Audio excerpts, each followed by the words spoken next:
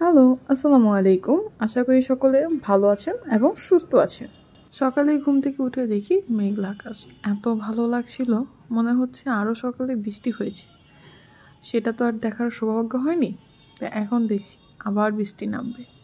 এই মেঘলা ওয়েদারে খিচুড়ি কিন্তু বেশ জমে। কি করব, খিচুড়ি খেতে খুবই মন চাচ্ছে। আম্মুকে গিয়ে বললাম, আম্মু চলো না আজকের দিনটা খিচুড়ি গরুর মাংস দিয়ে কাটাই। আম্মু বসিয়ে দিল পাতলা খিচুড়ি আর আলু দিয়ে গরুর মাংস। খিচুড়ির সাথে গরুর মাংস কম্বিনেশনটা সেই যায়। সাথে ছিল ঘি, আমের আচার, এত ভালো লাগছিল। তার সাথে ছিল সালাদ, লেবু, পেঁয়াজ, কাঁচামরিচ। প্রত্যেকটা বাঙালির মনে বৃষ্টির দিন মানে একটু খিচুড়ি মন চাই, এটা স্বাভাবিক, তাই না? এত মুখরোচক খাবার যা বলার মতো না। প্রত্যেকটা খাবারই খুব মজা ছিল। আমি মনে করি প্রতিটা সন্তানের কাছে তার মায়ের হাতের রান্না অমৃত। এই স্বাদের কোনো ভাগ হয় না।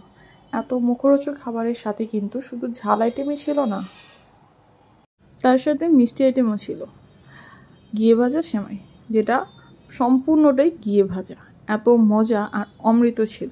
মায়ের হাতের রান্না মানেই অমৃত একটা জিনিস। এই সেমাইটা পুরোটা ঘিয়ে ভাজার উপর করা হয়। দুপুরের লাঞ্চ শেষে বিকেলে আবার বৃষ্টি নামে, আর বিকেলে এক কাপ কফির সাথে বৃষ্টি বিলাস করছিলাম। ফ্রাইডেটা এভাবেই কাটলো। তারপরে বিকেলে আবার পড়তে বসলাম, অ্যাসাইনমেন্টের কাজ ছিল। ওকে, ভালো থাকবেন, আল্লাহ হাফেজ, থ্যাংক ইউ।